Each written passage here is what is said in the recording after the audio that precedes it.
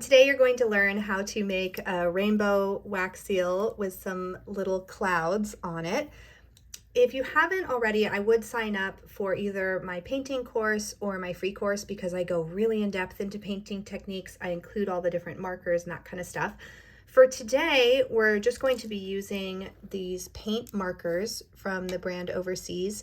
I got these on Amazon and the pigments are really beautiful. You get a whole set of different colors, so it gives you a lot of options to work with. We are going to be using a little palette rather than putting the marker directly on the seal, and so I'll teach you how to do that. You will want just a little piece of plastic. If there's some plastic that you're going to be throwing out, I would just save it, and then you can use it as your palette. You can do one color seal, or you could do a two-tone. In this case, I've put two waxes. In my melting spoon, I have Petite Roy on the top of the spout, and then I have my Chantilly Mint on the bottom. So it's kind of a overall pastel look. I like the idea that maybe part of it looks like sky and part of it looks like the ground. And I'll change my camera angle just slightly so you can see me press this. In my free course, I teach about how to get rid of these bubbles. I basically just wave a little flame over them, and that gets them nice and smooth. Especially if you're going to be painting, you want your wax to be as smooth as possible. And then we can remove the seal. This one is Mon Petit Chou, which means my little cabbage, and it's currently my favorite of the pennies that's in the Catherine Hastings etui. On one side it has this motif, and then on the other it has Vous n'avez la clef, you alone have the key. So I don't know, I just feel like especially for Valentine's they're both really sweet. While this is cooling to a temperature that's not going to hurt the wax once we start painting on it, I can at least get my paint ready and my paintbrush ready. You're going to want to have a little bit of paint thinner. Again, in my painting course and in the masterclass, I teach you all about this. This is Tester's enamel thinner, and it works with these paints. I have some already on my palette, so I'm just going to clean this brush and rubbing it on my paper towel here. There's multiple ways to paint the rainbows, but I recommend starting from the inside and going out. I shake my marker, and then I put it down on my palette like this and press. It's going to give me, that's way more paint than I need, but it's going to give me a little bit of paint that I can paint with. Zoom in a little bit more so you can see some of these details. So all I do is just dip my brush in, and then I paint an arc around the top half of the seal. And this is going to be the inside of the rainbow. And I actually find, even if your hand is moving a little bit, you'll notice mine's moving a little bit, it doesn't really matter because it's still going to be really beautiful, and it's going to give it a really organic look. And I'd say if you have time, take maybe a minute or two between painting each layer so it gives it a little bit of time. In this case, I'm just going to keep painting, and it'll have a little bit more of a mixed look. I have my blue, same set, and you really don't need much, just a little bit. The reason that I'm using a brush is that it is much more accurate, where a marker can just get way too much paint on the surface and it's wider. So you have a lot more control if you put it on a brush. And again, even if your hand's a little bit shaky, I actually am more shaky when I'm on camera because I'm not able to position my hand exactly as I would want because I don't want to block the camera. But again, that gives it a kind of organic look. And you'll see it's already starting to dry like that. I actually realized I need to bring this down a little bit more, so bring in my purple like that. Okay, that looks pretty good. I'm going to clean my brush, not with my thinner, I'm just rubbing it off onto my paper towel. If you find your brush is getting gunky in any way, you can clean it off, but there. Okay, so this is the right amount, just a very little bit, because you can always add more. And then we just paint the next band. So you do this throughout the whole seal, going from color to color. I start with purple, go to blue, then green, then yellow. In this marker set, you actually get a lot of colors. So if you wanted to do multiple shades of one color and make it even more intricate, you can do that as well. And you can always add more paint, just like I did. That. Okay. And now we have yellow.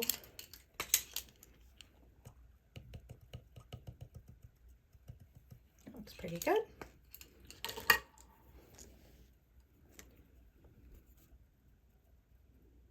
And I'm kind of overlapping a little bit.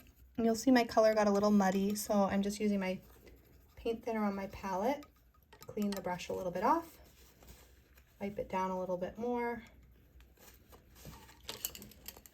See if I can get this to look a little more yellow. Yeah, that's better. And my paint dries quickly, so I needed to add more.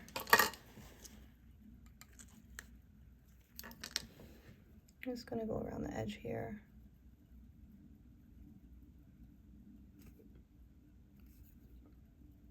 Oh, sorry if I'm blocking your view.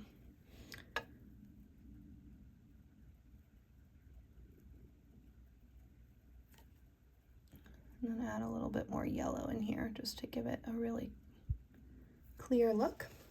Okay, so we have two more colors, just orange and red. And again, if you want to do mid-tones of a yellowish orange before a red and then do a bright red and a dark red, you can do that. Like that. Just painting my orange line.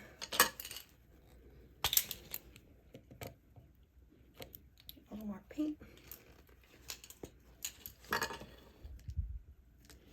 And one thing you can do is if you're making multiple rainbows is to paint them all at the same time. So you're using all of one color and then you go on to the next. So you don't waste any of the paint. So adding our orange up here. There we go.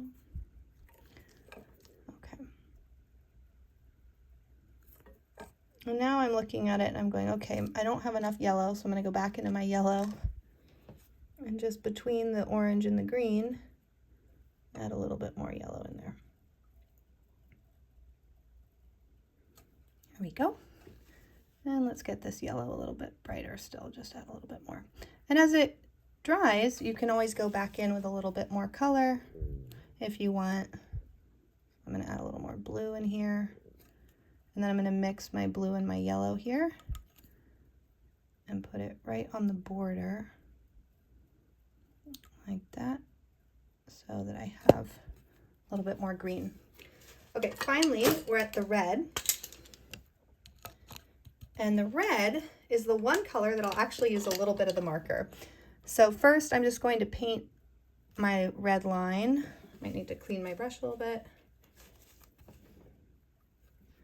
Then add my red line around the outside.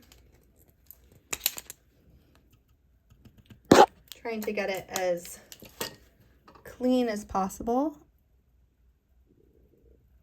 where it's meeting my other paints. And you might notice that there's a little bit of a border on the outside of the red. So see how there's outside of the red a border there? We're going to clean that up in just a sec. Let me just paint this as best I can. Okay. So now it's pretty clean. I'm going to add a little bit more yellow and orange right here because I touched it while it was drying.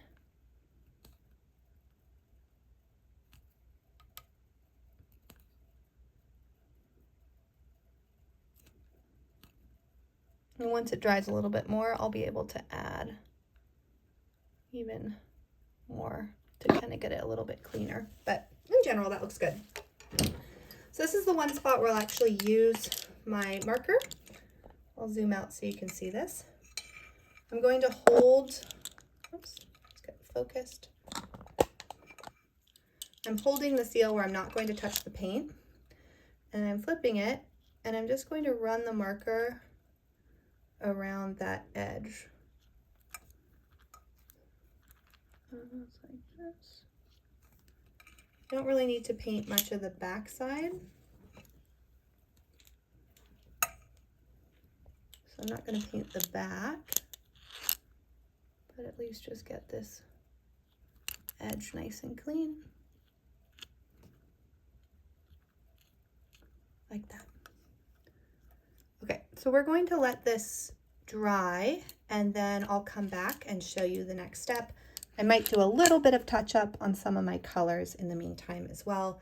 Once it dries, you can go back in with little colors and clean it up.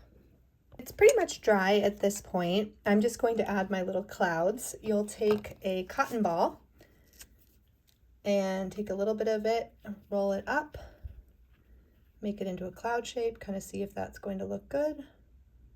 That looks nice. And then make another one. For those of you who've taken the master class that goes into the UV paints, this is a point where you could, once it's fully dry, you could add a top coat to make it really glossy. But that's just personal preference if you want to do that or not. I do find that it makes it look a little bit more polished, but again, it's really personal preference.